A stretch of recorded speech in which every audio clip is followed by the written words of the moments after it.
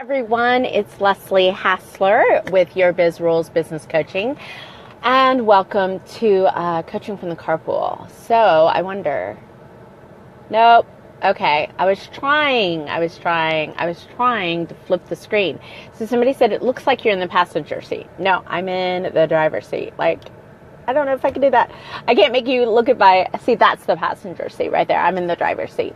The tripod's on my steering wheel. I have my headset in and my charger on because these videos take a lot of juice.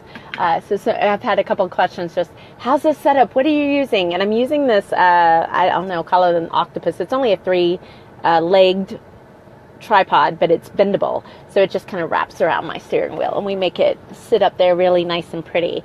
So I hope you've enjoyed this week. It's been a really great week.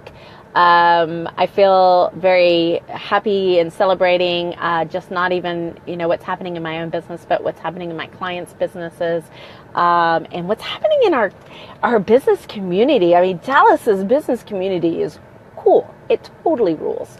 And so it's just exciting to me, a lot of the opportunities that I'm seeing this week and being a part to. So, hey Lynn, I'm glad you're here. I'm going to call you next week. I'm just going to let you know so you can be prepared for me. Lynn's one of my clients. So we've been chatting back and forth on some things. So I gave her a couple days to absorb some things before I chat. So we're talking about a ninja move. And what is a ninja move? Well, a ninja move really is, I don't know, I'm calling it ninja moves in my book. So I thought today I would share a ninja move.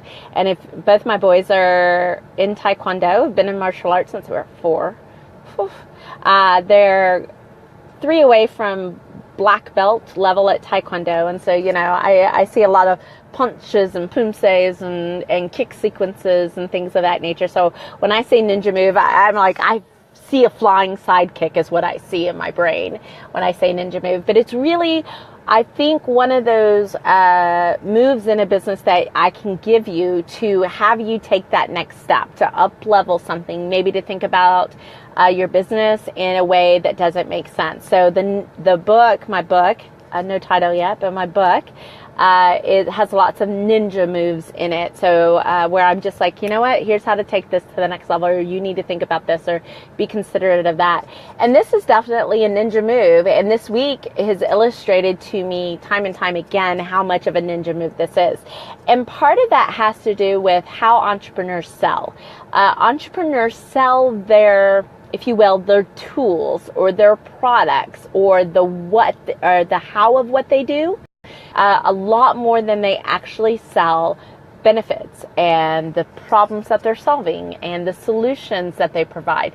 And so this ninja move relates to that, because when you sell, and I'm just going to use, so this morning I attend the Plano Chamber's Business Interchange. We call it BI.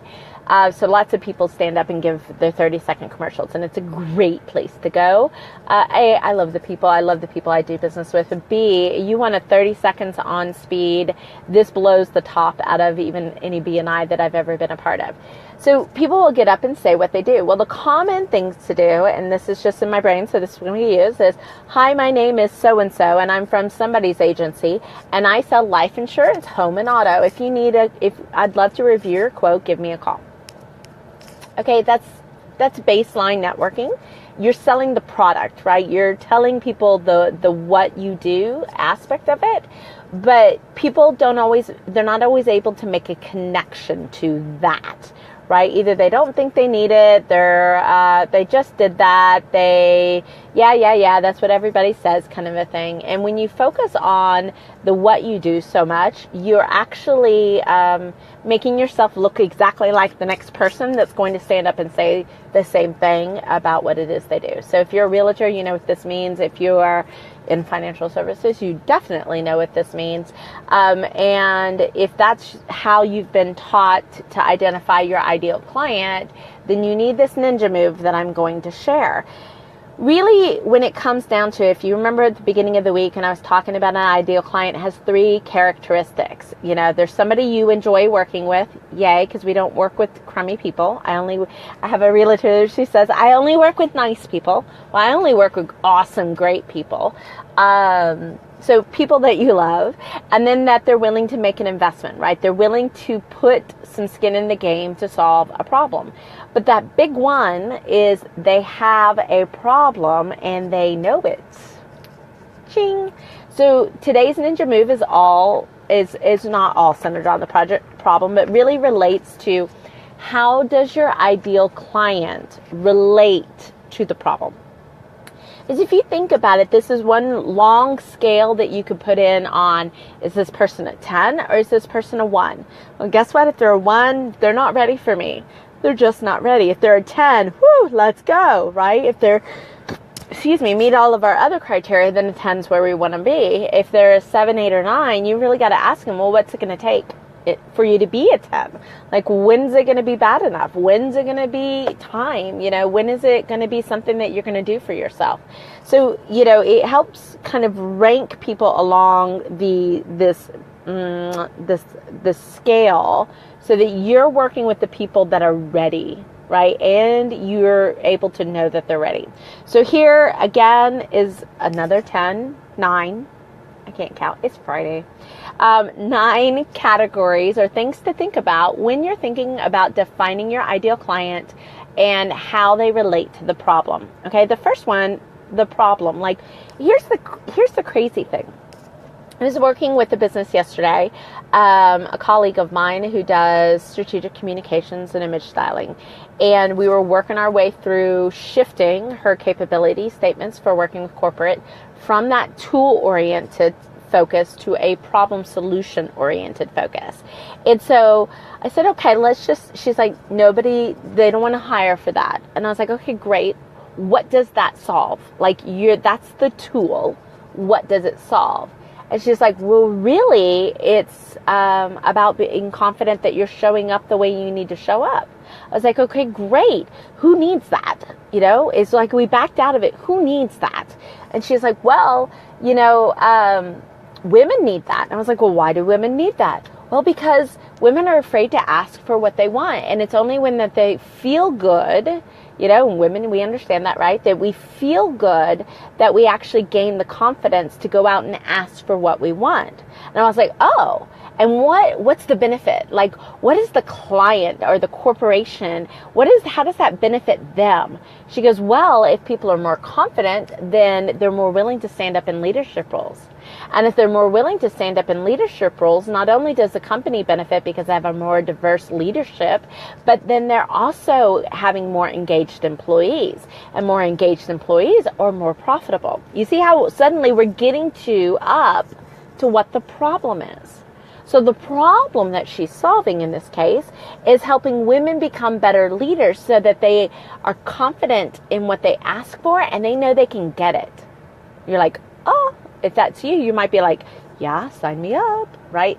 That's really, when you get down to it, is the problem and whose relationship to the problem is it.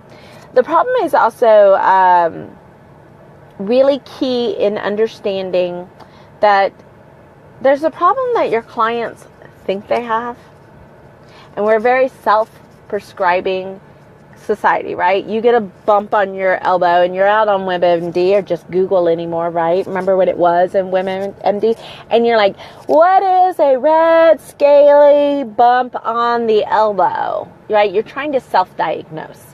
And so it's great that we have all this information, but what we've created is a whole bunch of people who know how to fix themselves and trying to address problems that they don't really have.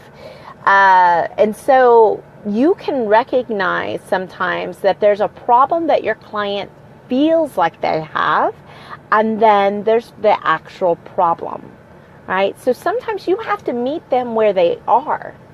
You're not going to be able to pull them through that doorway. Remember, we talked about this is really about inviting people into your business. Well, you can't force them across the threshold. You have to meet sometimes them where they are and then see if they want partnership in taking care of that. So the first thing when I've got a client, you know, I can't hammer home all the problems that are there. I just have to help them understand that this one main one, if we were to fix that, what would happen? Where would we go? Where would the business go? And so know who the problem is and how the problem relates to the people paying. Okay, because sometimes you serve one body, but another body pays. And two, understand sometimes what the problem is behind the problem. Chances are you solve the behind the scenes problem, but your client uses a whole different kind of phraseology. And if that's not a word, I just made it up and I'm going to copyright it, but phraseology around what they think the problem is. So I know a lot of time on that first one. The next one is urgency. You can know you need to lose 10 pounds. I bet you most people out there say, I could use to lose 10 pounds. You can know that. Whether or not it's urgent, completely different. You can know that your house needs painted. Whether or not that's urgent, completely different. Urgency matters. And sometimes we do have to bring awareness to the urgency, because sometimes, we just don't know that this is impacting that, right? And that we do have an urgency. Sometimes, I won't say you have to create urgency. I never want to promote manipulative tactics. They drive me nuts, so I try not to. I make sure that we're not there. But I do think you can bring awareness to them, all right? And I think the best way to bring awareness and not be manipulative is just ask the right questions so that people come to their own awareness. Because all day long, I can tell. But until I show, until I illuminate, until I allow for realization to kind of really set in for a potential client, it don't matter. It just doesn't. So urgency is our second one. The third is you need to understand how they relate to costs.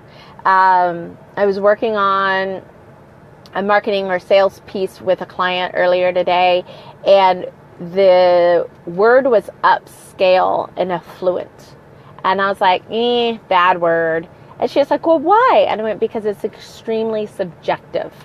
If that's okay, then fine. But otherwise, you have to be specific enough, because what's one person's upscale is another person's, middle of the road. And so depending on who that client is, do you want them to make cost judgments based on the word choice in your marketing? To a certain extent, yes. You want them to qualify themselves, and if they're not qualified, you want them to self-eliminate. But there's also a point in time to where you have to be careful of people's money stories, and we talked about that last week, and not have them prejudge themselves out of something that's perfect for them.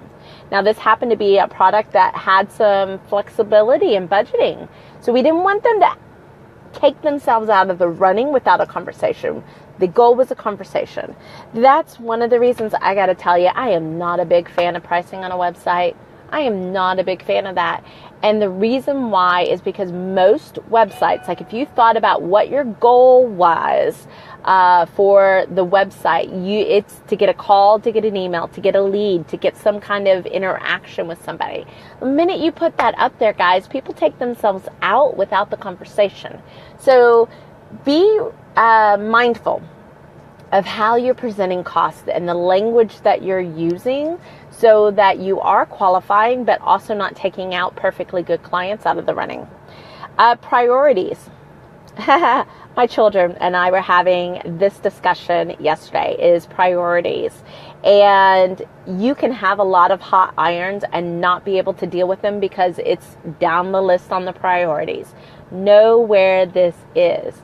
And honestly, the best way sometimes, guys, is to ask, where's this in your list of priorities? I'm sure you've got lots to do. Where's this? All right? You're wanting to see what the anxiousness, and it also builds into urgency, is. Dreams. A beautiful word. And you need to know what people's dreams are. It will be shocking to you. Or maybe not shocking, but illuminating when you actually start to ask people what their dreams are instead of assuming what they are. I think people have a certain hesitancy to show their dreams because they've been judged before for their dreams. be open to the dreams. Dreams are the land of possibility, right? They're how as adults we still have imagination time. It's really important that they don't get trampled.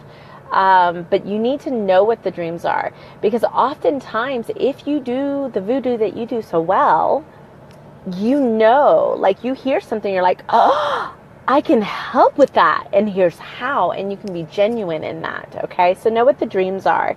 Also, the dreams are so key when you're developing marketing messages, like when you can allude to them or speak to them or talk their language, and they come up to you and they're like, do you read my mind?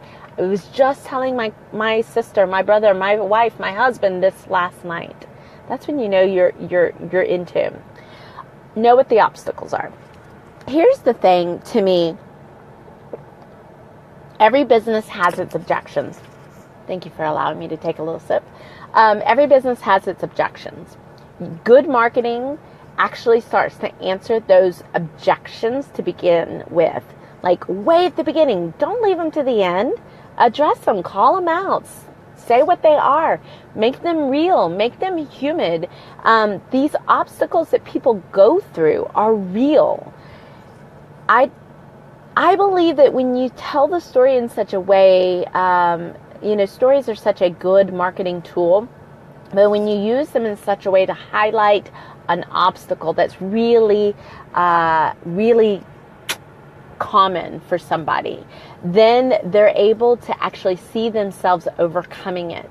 You know, it's one thing to say, I believe you. I mean, believe me, I tell people, I believe you can do this. I know you've got the capability. But it's another thing for somebody to believe it of themselves. And so if you know what these obstacles that people actually will have to go through in order to get to the promised land that they want to get to, then you can start weaving your stories and your marketing and your sales process around these to attract these people, to help illuminate, again, their potential to themselves so that they believe it. I can't make anybody believe anything. I know that. I've got a 12-year-old that knows everything, right? I can't make anybody believe anything. I can only help them see it in themselves. And if they see it, then I can make it happen 9 times out of 10. I'm not perfect. But that's the potential. All right, so my battery's saying it's getting too high, so I'm going to uncharge it for a second. Feelings. Feelings, nothing more than feelings. Feelings matter. You may get from me that I'm a fairly logical person. I am. I'm married into a family of engineers. Heaven help me if I wasn't. But feelings matter. And we can be professional. We can be, we can have our exterior shell. But at the end of the day, feelings is really what guides so much of our lives. And even the most logical person feels first. And here's the thing about sales and marketing is people buy on emotion and they justify on logic. Don't believe me, gentlemen. If you're out there, and ladies, you know you've done it. Go out shopping, come back home. Maybe you had a budget of, I don't know, $100, $200. And you come back home and your husband's like, hey, honey, how was the shopping? And you're like, great, I saved 55%. You spent $300 on stuff that you fell in love with, but you saved 55%. That's a emotional buy that justifies with logic. That's why most every decision, there are some that aren't, but most every decision is actually an emotional decision first and a logical decision second. So know what the feelings are and call them out. Again, when you can identify them for your client, you're actually walking them through the buying process in a way that serves them. The next part is results. What results are we looking for? What are we going for? Okay, everybody wants an end result. This is that promised land, your promise. Where are you going to help them get to? What kind of transformation can they expect? If they've overcome these obstacles, if they had these feelings and they've dealt with them and they've moved on and you know what their dreams on and where they want to go, what are the results they can expect? Okay, and that's that logic part. The logic has to be there. I think it has to be there in some way, shape, or form. People want proof. We've all bought something we shouldn't have bought, and have all been lured into purchasing something that didn't live up to its promise. So we're entering an age of sophisticated buyers, guys. We cannot rely on the same tricks and manipulations of years past, because most of us have been around. We're expert consumers. We have Amazon Prime. We have the little apps that tell us where the lowest priced gas is. Texas and gas right now. You know, we're expert buyers. So think about being real first and addressing what your clients are actually looking for and how they relate to the clients. I think if you put all of these pieces into place, you really get to the point of having an easy yes. And that is, in my opinion, the number one goal of marketing.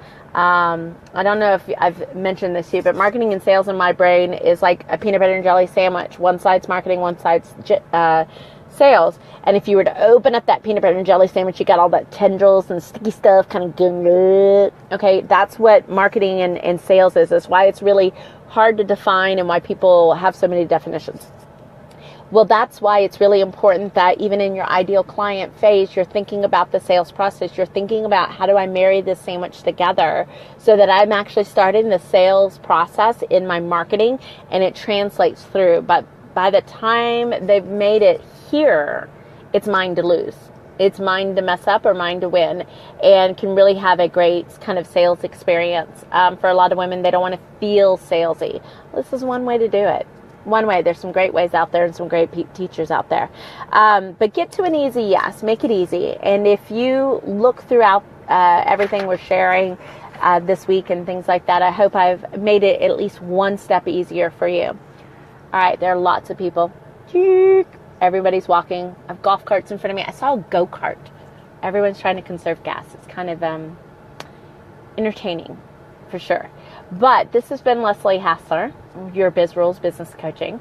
If you haven't had a chance to get into the sneak peek and book launch community, I'd love to have you there. You can type hashtag MyBizRules in the comments below, and then I'll add you to our Facebook group. You'll get some sneak peek at these chapters. You'll see some of the ninja moves behind the scenes, and then we're going to have a little bit of fun too, because why not, right? But it's a glorious Friday. Have a beautiful Labor Day weekend and holiday. Join me back Tuesday, because I don't work on holidays, Tuesday for our next coaching from the Carpool. Thanks so much, and I will talk to you soon. Bye.